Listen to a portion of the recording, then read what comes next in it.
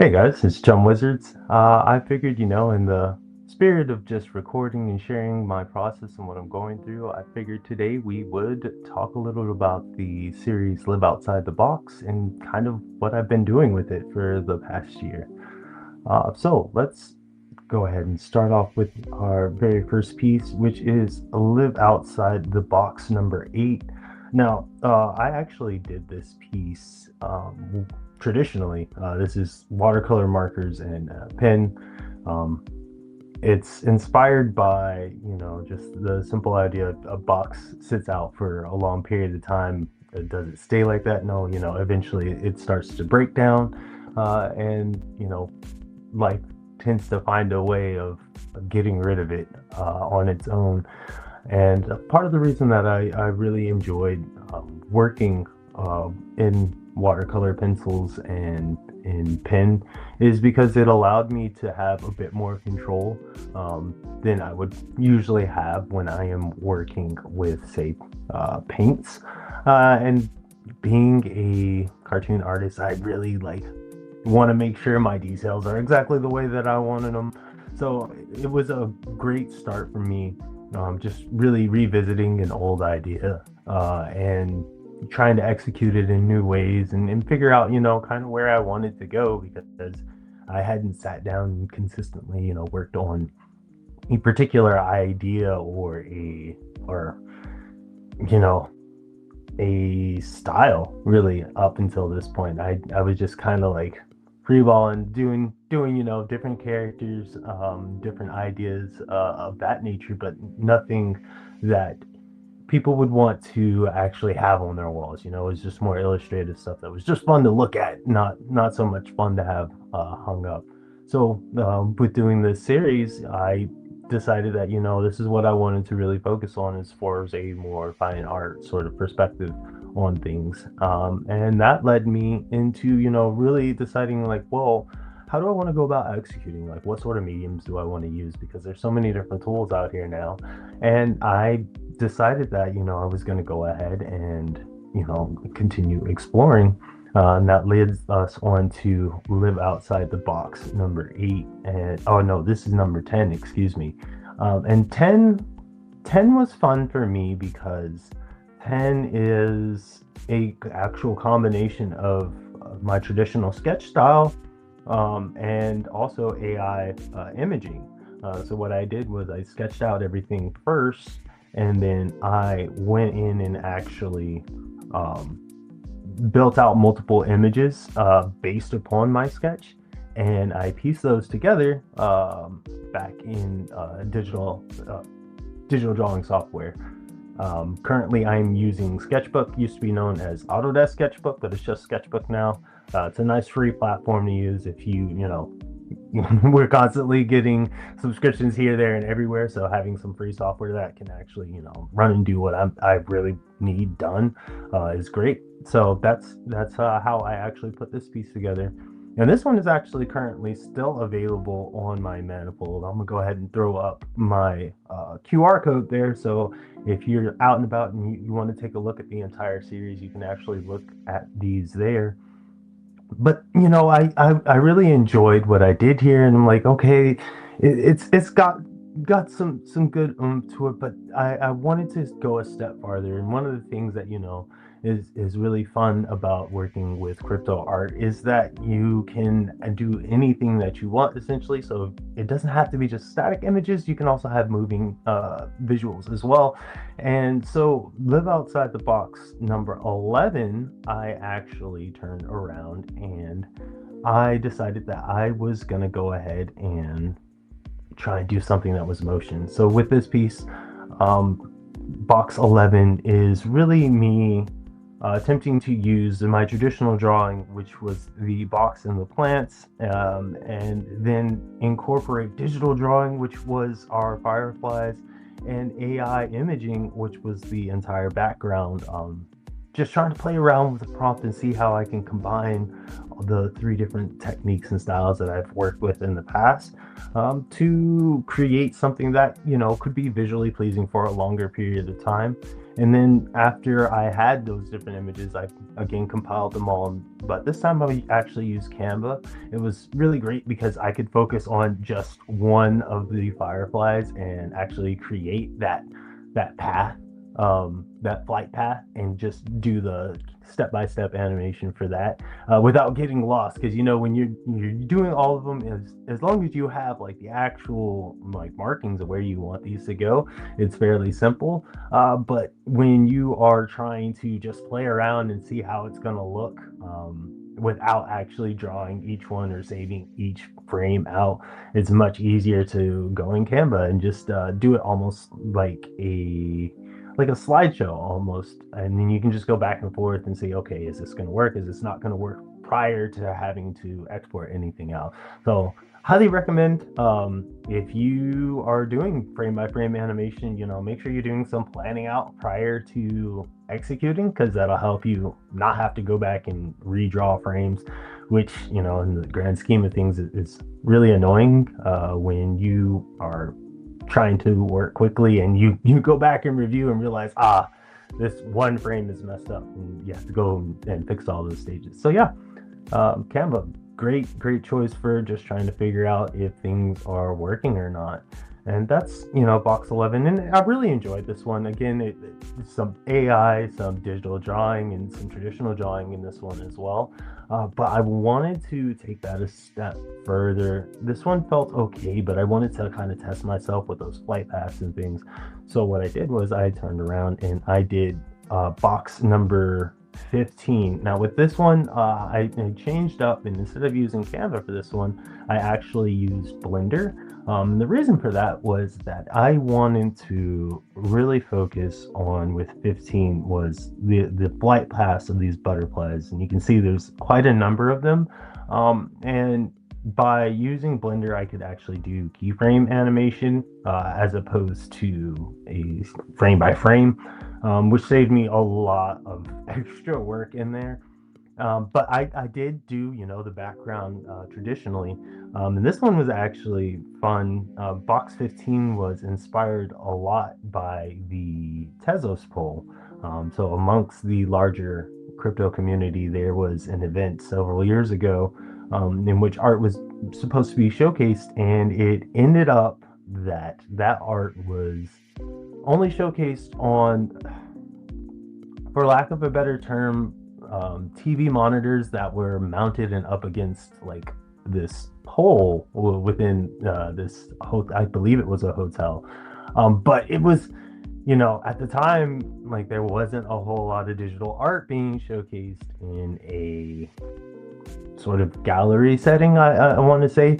So the fact that people took an initiative, to actually showcase these people's artwork from around the world in a way that they wouldn't have been shown otherwise, I always thought was pretty genius in and of itself. You got no other option. Hey, grab a TV, grab a TV screen, plug it in, and show your work that way. So yeah, that's where box 15 was kind of inspired. And then, I really enjoyed what I was doing, but I was trying to figure out like what really works with doing the animation and my own traditional art style, and kind of speaking towards people that enjoy having works that don't scream in their face, but also are eye-catching in and of themselves. And I decided to go back and play with doing a painterly style, and that style, you know it comes in large part from wanting to explore the painter side of me, as opposed to the illustrator or cartoon artist. So that's where box 16 comes in. And box 16 for me, I felt like it was kind of my aha moment. It was when I started actually, having these conversations with the Artist Commons program and the cohort that I was part of, and just digging a little deeper than just let me draw something that is quickly inspired by the notion of living outside the box. And the thing with box 16 was that I didn't know. I'd reached a point, and you see, this is a desert scene, and part of that was I didn't know where I wanted to go. Kind of felt like I was, you know, in a desert of ideas. But the thing with deserts is that people like to say that there's nothing in the desert. But if you really think about it, there's so many different things in the desert. You just have to take the time to appreciate them. And so, as I took the time to really appreciate what I have and what I was doing, I decided that I was going to just play around and see what really comes out of this. But I had a lot of respect for, the people in the community that I'm part of, the Twisted Tweaks, just for, being there to cheer me on, hear my thoughts on what I'm doing and where I want to go with the work. And so that inspired Box 17, a direct relation to Box 16, in that it's in the desert, a lot of the same elements here. But the difference is we have some figures that are actually traveling together. And again, that was just the head nod to the community that I was a part of, and how I am just so thankful that, I'm not out here by myself. One of the fun things about Box 17 is that it is actually one of the few pieces that is an edition that I have. And the reason why it's an open edition is because I want people that purchase this piece to be able to get a monthly airdrop from me of the art that I'm doing. I know times are tough, people's wallets are tight, but if you enjoy the art, I wanted you to have a way that you could get some art but still be getting stuff in return. So Box 17 was my way of, really, again, thanking the people that have been a part of my journey so far, and also, giving them some sort of reward. So I do airdrop art every month to the people that hold this particular piece. And yeah, so from Box 17, I started, the ideas started percolating. I started figuring out like where I wanted to really go. And the whole thing for me that I realized was I do not want to be a sensationalist. What I wanted to do was really just be someone that is there as a comfort, but also challenge you to kind of think about the world and the position that you're in. And that was part of the whole thing with the boxes. Boxes aren't necessarily a bad thing. We're constantly putting our lives and our situations and what's going on with us in these particular boxes and compartmentalizing. I'm gonna get that word out there eventually. So I decided that, instead of it being a wholly negative thing, these boxes can be a good thing too. They could be a place and a foundation for growth. And that leads us to, we have some pieces in there, but we're going to jump ahead to Box 17, which is the piece that I've done. It's one of the more recent pieces that I have, and I enjoyed Box 47. I think I said 17 already. Box 47. No, Box 47 is a combination of traditional painting, of traditional acrylic painting, as well as doing the glitch effects through frame by frame animation using pixeler. And I really enjoy this one in particular because it's still in our desert, still trying to figure out where we're going. But at this time I was feeling like I was getting ready to like drop into this pit of, oh, I'm doing desert scenes with boxes, and it's not really going anywhere. So actually, in between I think it was box 18, box 18 and box 47 here, I was actually working a lot with AI visual imaging to try and explore some other ideas and counter opposite my traditional way of doing things, because I felt that I was getting stuck in my own little personal box and I didn't want that to happen. So I took a step back. I figured out, what was I enjoying? I enjoy the AI. I enjoy that glitch aesthetic and showcasing that things aren't always what they appear.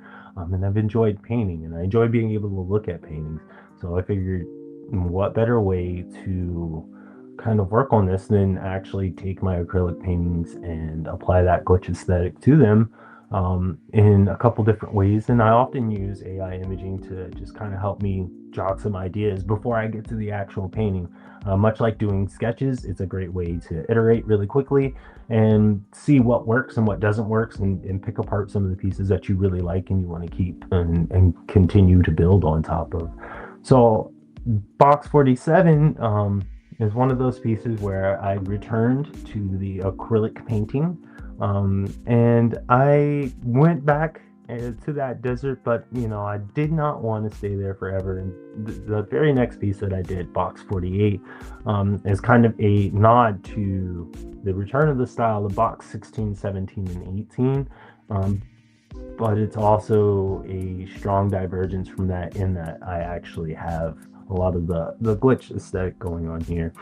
One of the fun things for me about box 48 was I got to use a lot of gloss. I've been really experimenting with a gloss cover. It's a clear gloss cover, but when you mix it with paint, you can get a lot of different effects going on as far as like lightening colors, but making things really pop.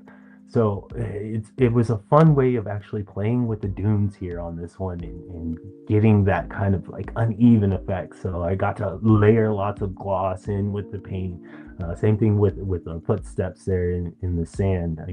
It was just fun to experiment and see what you could actually do with the physical side of things, prior to going in and doing the digital side, which I found really fun as well, because I actually get to explore. When you take an acrylic painting, it is what it is, right? It doesn't move, it doesn't stop. You can't do any of the extra. But once you throw it into the digital, there's a whole other realm of possibilities that you get to play with. And I think that one of the fun things for me, is getting to see what things would look like when I start just unceremoniously ripping things apart. You spend so much time on the painting, you don't want to touch it. Like, you want it to be perfect, but you can go in digitally and see what else you could pull out of the piece. What happens when you start breaking things apart and purposely making things not look the way that you want them to look. But box 48 was really that big step into finding where I wanted to go. And I think for me, the Live Outside the Box series is where I want to continue exploring the ideas of what it means to think outside of the box, to question the norms of where we're living. Because right now, it's not okay, right? There's a lot of stuff that's just not okay, but there's a lot of stuff that is okay. And I think as long as we are willing to find and challenge and test, our status quo and how we're living, we can make that way, to where we want to be. But with that, I wanted to share a particular box that, is part of my AI set, along with a thought that I've had for a while, and that's: your limitations are merely stepping stones once you learn to creatively grow around them. Um, yeah, so that's Live Outside the Box and where I've been since 2025. Hope you guys enjoy your day. I'll see you next time.